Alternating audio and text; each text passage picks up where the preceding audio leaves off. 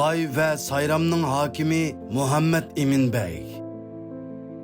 Muhammed Emin Bey Hicriye 1223 yılı Ramazan ayının 14. günü yani miladiye 1808 yılı 2 noyabr günü seher Şarkı Türkistan'ın Kuchar nahiyesinde Bay Sayramlık G'ulam Quli adlık bir Uyghur dehqan ailesinde dünyaya gelgen.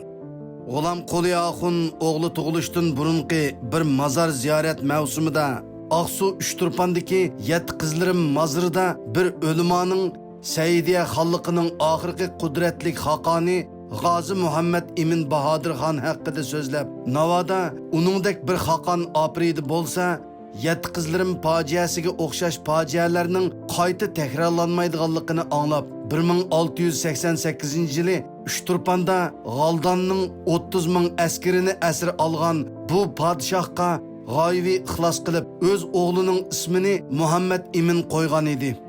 Darvaqa Muhammed Emin kichigidilla to'limi zerek va aqlliq bo'lg'ashqa dehqon dadisi qo'li qisqa bo'lishiga qaramay uni Kuchar Saqsaq madrasasida o'qitgan.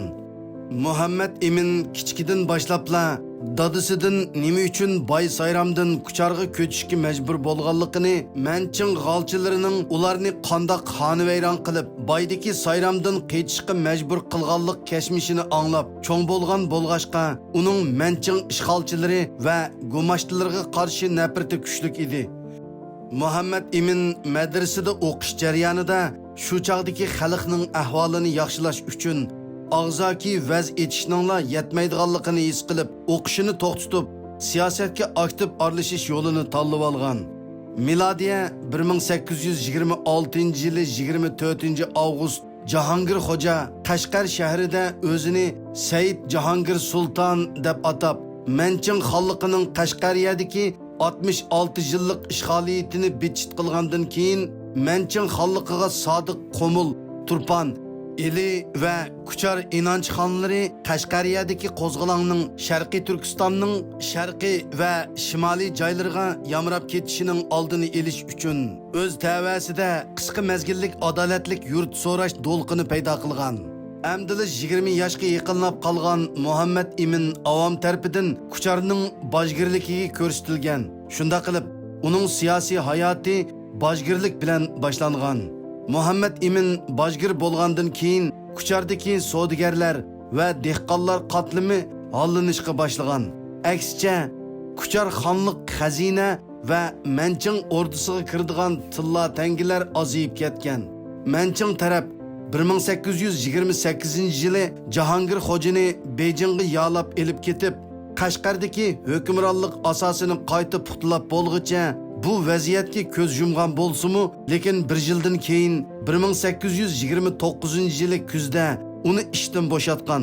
Ammo oradan bir yil o'tmayla Jahongir Xo'janing akisi Mehmet Yusuf Xo'ja intiqom elish bayrog'ini ko'tarib, Qo'qon xalqining amaliy yordami bilan Qashqarni qayta tizginlab, Qashqariyadagi 90 kunlik hukmronligini boshlagandan keyin Manching taraf aloqazodi bo'lib, tashqi siyosatda Buxara xonligiga nurg'un pora berib, Qo'qonga hujum qildirish orqali Qashqarga yordamga kelgan Qo'qon qo'shinini Mehmet Yusuf Xo'jadan ayirib tashlash planini tuzsa, ishki siyosatda boshqa Uyg'ur yurtlarida qaytadan adolat barpo qilishga va adolatli kishilarning mansab tutishiga yo'l qo'yish orqali Uyg'urlarning Qashqariyadagi milliy qo'zg'olonga qo'shilib ketishidan saqlanmoqchi bo'lgan. Bu siyosatning unumi rostlik qalt zo'r bo'lgan. Buxara xalqining tahdidiga duch kelgan Qo'qon xoni Mamadali xon Qashqarga yordam berish uchun avatgan barliq otliq askarlarini qaytirib ketgan. Oqibat muntizim harbiy kuchdan mahrum qolgan Mehmet Yusuf Xo'ja atrofidagi muntizim harbiy ta'lim ko'rmagan fidoyilar bilan Manching qo'shiniga tankilanmasligini pamlab, Pamir va Alay tog'laridagi yo'llar qarg'a ko'milishidan ilgari barcha agash kuchilarini boshlab Qo'qon xalqining markazi bo'lgan Farg'ona o'ymonligiga chekinib ketgan. Shunda qilib Manching xalqi Qashqariyadagi qo'zg'olonni ko'p chiqim tortmayla qonliq bostirgan. Bir necha yilda o'zining tarimdagi hukmronligini puxtalab olgan Manching xalqi adolatlik bojgir Muhammed Eminni Jahongir Xo'ja va Mehmet Yusuf Xo'jaga qarshi harbiy harakatlar uchun bojchilik to'plashda pasiblik qilgan degan ayblash bilan zindonga tashlagan.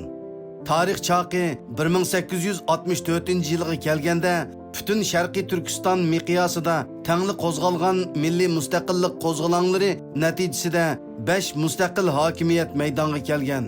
Muhammad Emin Bey 1840-yildan 1850-yillardagi harbiy mahoratini va yetakchilik talantini to'liq ishga silib, Aqsuning g'arbidan toki Maralbeshigacha bo'lgan barliq yurtlarni Kuchar Rashidin Xo'ja hokimiyatiga tava qilib bergan. Biroq Kuchar xo'jalari bu kishini a'tivolab ishga qo'yish o'rniga uning inovati va harbiy iqtidoridan andish qilib, uni chetga qiqish yo'lini tutgan. Buni dal vaqtida sezib qolgan 55 yoshlik Muhammad Emin Bey tashabbuskorlik bilan voz kechib, mol chorvalarini beqishni tanlagan. Burunqi amal mansablaridan butunlay istifa bergan. Mushu tariqada 2 yil o'tib ketgan. 1867-yili yozda Qashqariya hukmroni Muhammad Yoqub Bey Badavlat Xotanni o'ziga qo'shib olgandan keyinla Kucharni o'ziga qo'shib olish uchun sharqqa qo'shin tortgan. Badavlat Aqsuni qo'lga olgandan keyin yurt kattalari birdek holda 59 yoshlik Muhammad Emin Beyni yurt begi martabasiga tavsiya qilgan. Shuningdan buyon uning siyosiy hayotidagi eng ma'nili kunlar boshlangan. U oldi bilan o'g'li Dematlik yosh yigit Molla Musa Sayrami qatorliq Aqsuda nazarband qilingan iqtidorli yigitlarning hammini loyiqida ishga qo'yish taklifini bergan. Badavlat bu kishining o'zgacha kishi ekanligini dal vaqtida bayqab, uni e'tiborlab ishiltishga boshlagan. Badavlat uni oldi bilan xarob bo'lgan Aqsu iqtisodini gullantirishga buyurgan. Muhammad Emin Bey 2 yildala bu nishonni amalga oshirgan. Badavlat 1870-yili Urumchi tarafga yurish qilib, Eli sultonligi bilan kelishim tuzganda, o'rislar buningdan norozi bo'lib, Narin va Qoraqo'l taraflardan Aqsuga tahdid solganda, Muhammad Emin Bey ularning bu hayvisini yerga urib, ma'lumotchilarni kelgan yeriga qo'g'lib atgan. Badavlat 1871-yili Urumchidan qaytib kelganda, uning yuqorqi harakatidan xursand bo'lib, uni Bay va Sayramning hokimligiga tayinlagan.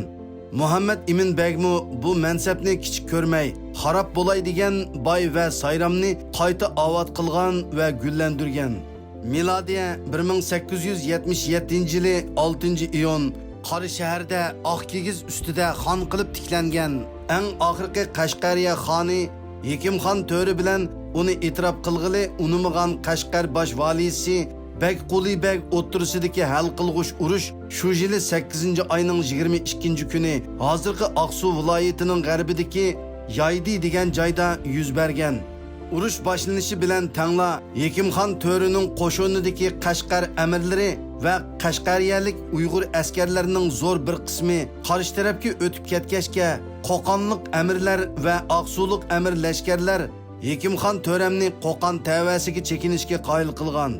To'rammu ona yurtida yanami behuda qon to'kilishini xohlamay, butun qo'shini bilan Uchturpondagi Badal dovuni orqali Qoraqo'l va Issiqko'l tavasiga chekinib ketgan. Bu chaqda Jiroqni ko'rar Muhammad Emin Bey Allıburun Char Rossiya tarafga elchi avatib, Qashqar xoni Hekimxon To'ramlarning Qoraqo'l va Issiqko'l orqali 2 yil burun o'rislarning qo'liga tushib ketgan Farg'ona vodisiga omon eson qaytib kelivilishi uchun Allıburun nihoyatda bexatar sharoit yaratib qo'ygan edi. Hekimxon To'ram va askarlari Qashqariyadagi Badal chegara eg'izidan Char Rossiya tavasiga qadam bosgan kuni, ya'ni shu yili 24-avgust Aqsu shahrimi qon to'kmasdan zafar quchib kelgan Bekquli Begni kutib olgan.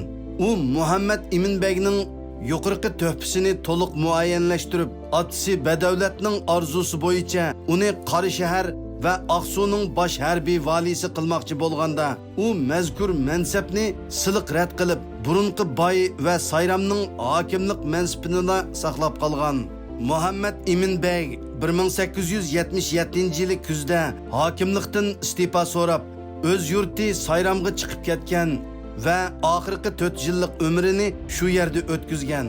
Garchi Zozungtang kuchlari uni yo'qotishni planlagan bo'lsa-mu, biroq uning xalq ichidagi inovati va kuchar vanglarining kapolat berishi qatorliq omillarni o'ylashib, uningga cheqila olmagan.